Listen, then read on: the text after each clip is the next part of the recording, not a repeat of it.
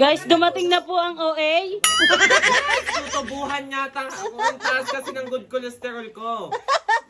Ang OA talaga. Ngayon, kailangan ko siyang maging bad. Kakain ako ng mga masasamang pagkain para maging bad cholesterol ay Ayan. tumaas. Kasi Yeah, kumain ka na ang ulit. taas ng good cholesterol ko, kailangan ng bad cholesterol. Mga masasamang pagkain. Walang susundin. Guys, Guys, may asin na. Normal ang blood sugar kahit sobrang dami kong lumamo ng kanin. Ang creatinine ko ang taas. 0.92 lang. Ayan guys. Guys, tuwan-tuwa ang ina dahil magkakalasa na ang mga pagkain sa kanila. Effective ang 2 araw na hindi pagkain ng walang lasa. Walang sakit.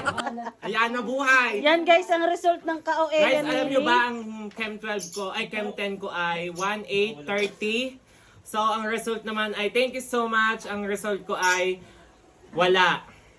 Wala siyang Walang sakit. findings. Kaya kakain Ang na ano siya lang sa pala, mga... high lang ang aking good cholesterol. Yun lang. Ang para sa akin, kakain ako ng mga masasamang pagkain para maging bad cholesterol. Mababa ang aking MCH.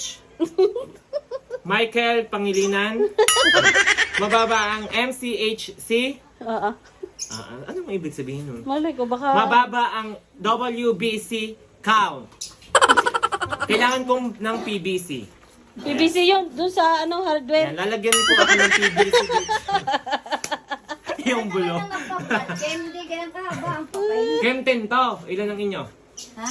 Chem 10. Mga kayo ano? Chem 1 lang kayo. Chem 1.